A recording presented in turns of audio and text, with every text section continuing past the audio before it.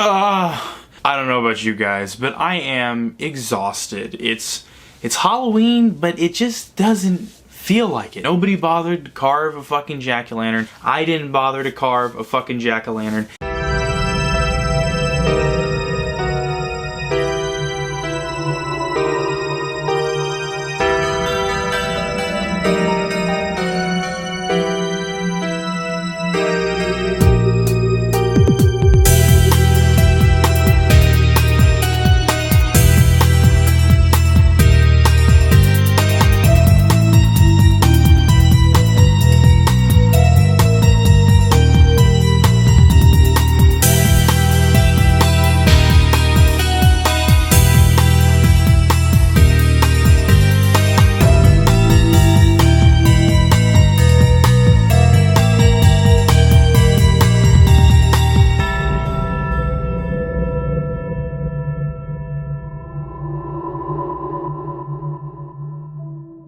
It's really sad, it's really depressing, but I got some updates for you before I get into what I'm talking about. The Dante Grave Show Halloween special is here. It's not here, but it's all around you because it's on the internet, and the internet permeates everywhere. It was a lot of hard work to do those things that I accomplished, but I did them.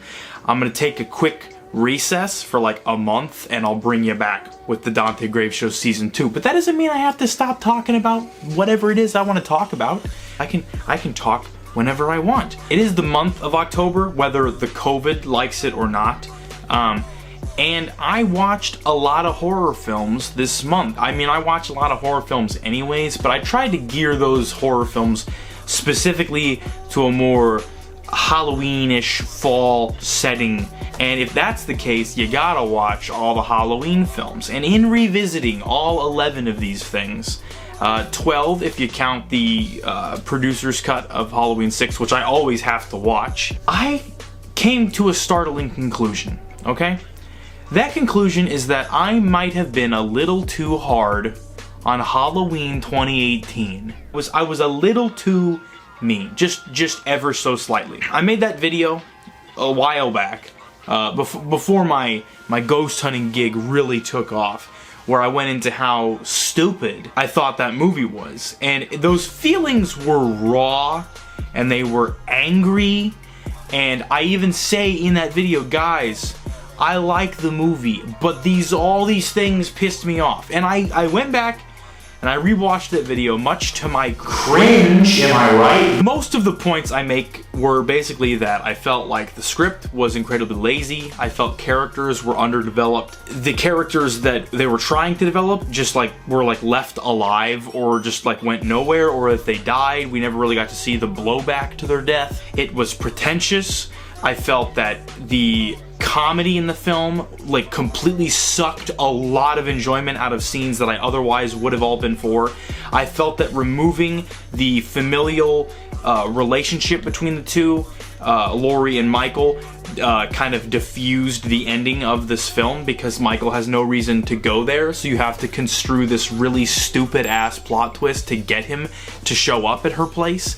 I felt that that goes in with how just lazy I felt the film was. The main point of contention I had was that they removed all this continuity, and now Michael is a guy who's only killed 5 people and got captured at the end of the first movie, even though he's that him disappearing into the night. Was it a few minutes after? Was it a couple hours? Was it the morning after? I need to know these details because it is actually important. If you say it doesn't matter, that if he just got up and walked down the street a couple ways, just limping down the street from getting shot and falling out a fucking window, and then some cops were like, Michael, get down on the ground, step down, yep, cuff him, boys, and then they just hauled him off, put him in an asylum for 40 years. If you think that does not take away from the character at all, you need your head examined. I'm getting angry again, but I rewatched the film, and I have concluded that it is not as bad as I initially intended. I went on a fucking roller coaster of emotions involving this movie, okay? When I first saw it, I left the theater and I was like, it was good. I liked that. Didn't I? I liked that. I think I did. And going into it, I was like, fuck yeah. new Halloween movie, it's gonna be badass. And it wasn't. Over the course of like a couple years, it's 2020, came out in 2018, it's been 2 years, I felt it over. I thought it over. I just decided over the course of a year or so, I was like, man, I fucking hate this movie. I was like, fuck this movie. I'd hear people just like in like a comic book store or something. I'd be buying some comic books and I'd hear some fucking idiot in 2 aisles behind me be like, dude, that new Halloween movie was so much better than all those stupid ones. No one literally said that, but they'd say shit like that. They'd be like, Oh man, I think that one's definitely like the most worthy of following up the original. Way better than all those other ones.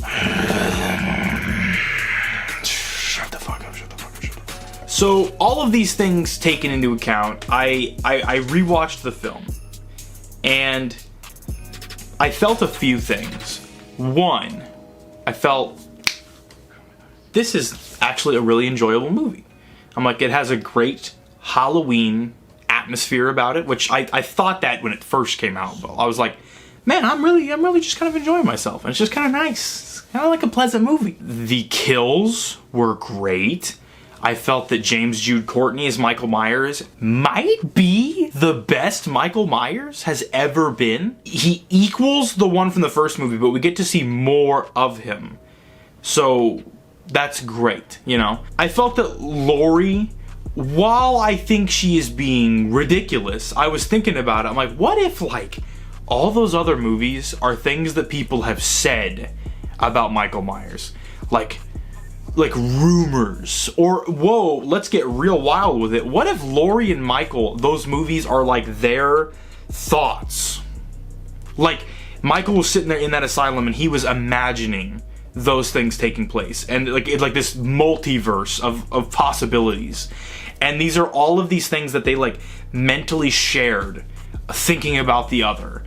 And then once he finally got out, it's like, okay, well, let's see what you can do, you know? Like, it's the real deal happens after all of this kind of like practice, I guess you could say. I mean, like, if it's a multiverse, this is also just one small part of the Michael Myers multiverse, but it's one that like is a lot more vicious and grounded than any of the other incarnations. The biggest things I still am infuriated by, because I do think that most of my criticisms are valid that are in that old video, but just I'm not quite as upset about them as I was. The biggest things are the comedy has to fucking go. If I go see Halloween Kills and some fucking idiot's talking about his lunch, if some fucking kid's talking about trimming his toenails, and that kid was funny, I don't want to say he wasn't funny, but I don't want to hear him trimming his toenails while Michael's stabbing a bitch, okay? Like, I just want Michael stabbing somebody. Is that too much to ask? I don't want any of that fucking comedy. The comedy sucked so bad. None of it was funny. Peanut butter on my penis, my brownie, my tofu. I don't give a fuck about either of these things. I want to see people get fucking stabbed, alright? That shit was so stupid. It is indefensible. Okay, but let's ignore the comedy, okay? The other thing that annoyed me the most, and this is a stupid thing to get mad about, but I fucking hate the title of this movie. The title is so stupid. I know people are pulling their fucking skin back like, no one cares about the title. I care about the title. It's so fucking stupid. Halloween and Halloween? Are you shitting me? It's a fucking sequel. Texas Chainsaw 3D did it, but at least they had the fucking courtesy to put a 3 and a D behind it. Had it come out and was just called Texas Chainsaw Massacre, I'd pull my fucking balls off. I'd be so pissed. I wouldn't actually.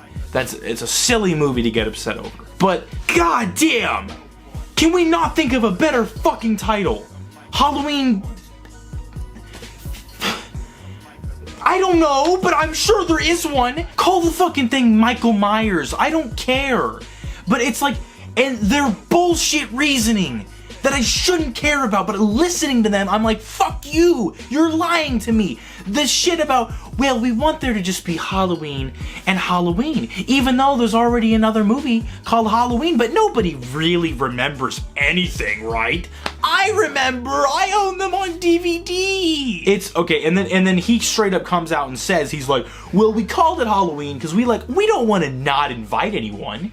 We want to make as much money as possible. And I don't mean to like make fun of the guy, because obviously you're making a movie, you'd like to make money from it. No shit, you'd have to be a fucking idiot not to. But do you have to be so open about how cynical the title was? We held a statistical board meeting and decided the best title to go with was Halloween, because from our 15 to 16 demographic, teenage girls don't know who the fuck any of the shit is. So we'd like to call it Halloween, so they can see it without any prerequisite to see the older film. Okay, but let's ignore the title and let's ignore the comedy.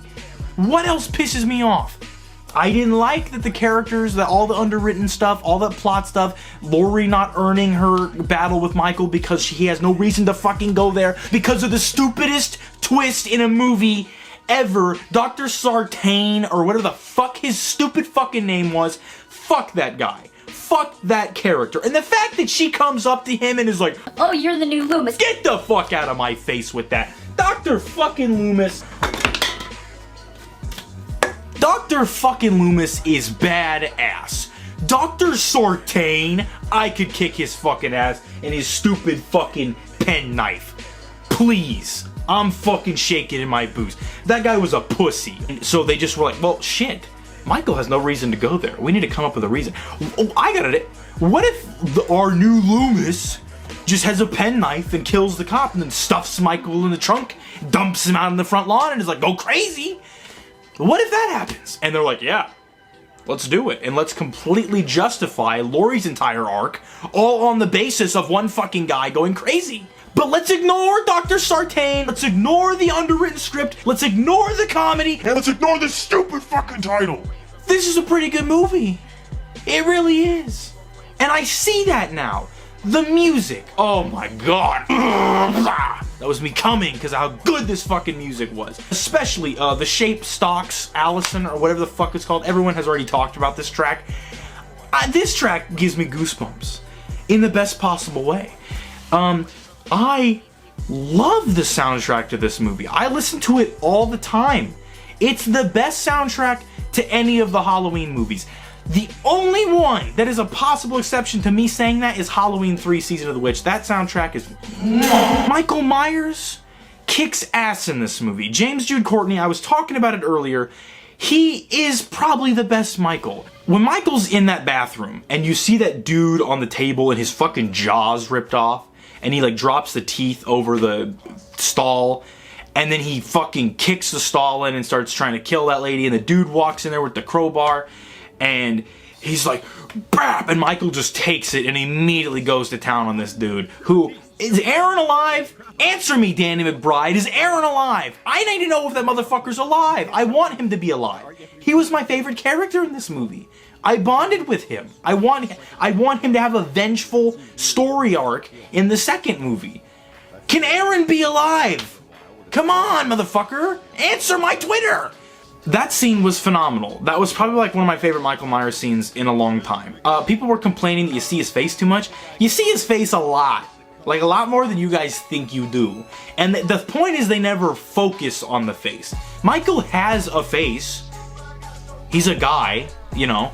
So like you're naturally gonna get glimpses of it. But like they never were just like, boom, here's his face. You know, it's just, I don't know. I thought it was really cool that they were kind of like just showing it without focusing on it. Just kind of how like the old movies did it. They do that. You do this shit all the time. I really like how well shot the movie is. It's probably the prettiest Halloween movie to look at. Maybe Halloween 2 I find really beautiful to look at, and a lot of Halloween 6 I do also. But this one I was like really astounded. It looks so nice. It coupled with that music and that amazing performance by James G. Courtney, and also Jamie Lee Curtis as Laurie Strode is phenomenal in this movie. I don't care so much for the arc that she has, but she does really good with it. I'm sold on her the whole time, you know? And like, if you're taking it as this is, like I said, if she's imagined all these other movies as having taken place, like those are scenarios that played out in her head her whole life, you really start to be like, okay, maybe I can kind of get on board with how crazy she is being about this, because if I thought that this guy was going to kick out of explosions and decapitations, I'd probably be a little upset also if I had known that he has escaped from a bus. The biggest thing was, once I got over the fact that they're not brother and sister, that is being stricken from continuity, it is just the first movie, and you kind of have to just pretend that he's capable of all of those things I've seen him do for the past 40 years. Once I got over that, I'm like, what did getting rid of the familial link do for Michael as a character? Well, I'll tell you. It makes him unpredictable in a way that he hasn't been before. I'm not trying to say that he's never been unpredictable. He totally has. But now it's like Michael straight up is just the shape. He really is the boogeyman now. He showed up, he killed a few people, but he left such an unbearable mark on this town and this culture and this woman that, like, it's indisputable. Like, he is just that looming threat. That opening scene really captures it. I love that when we first see Michael, he's just standing there in the middle of this open field of other crazy people, but there's just something so significant about him himself. And they go up to him, and like when they pull that mask out and he just won't say anything at all. Like, he's really just committed his whole life to this gimmick of I'm the boogeyman. He's just unfazed, but when they pull that mask out and it's got that just supernatural aura that affects all the other crazy people there, that's really cool. And even when I saw it for the first time, I was totally on board with that scene. And they do a really good job at giving him the proper revenance that he should have. This indelible sense of dread comes with him wherever he goes, which is then quickly undercut by stupid comedy, by Marvel movie style comedy. But when it's not being undercut by dumb bullshit like that, it really permeates, and none of it takes away from Michael. It takes away from the scene, but they're never like making fun of Michael. It's like he's still treated as this really dangerous thing. And there's another thing, how dangerous he is. The scene when Michael, like the motion lights keep going on and off and he's getting closer and closer to that kid, and when he finally comes out there and stabs him, it's not just like he doesn't just stab the guy. He's not like a robot. It's like a guy like stabbing this kid. And it's just the way that he moves, that energy. Michael is not a robot. He never has been.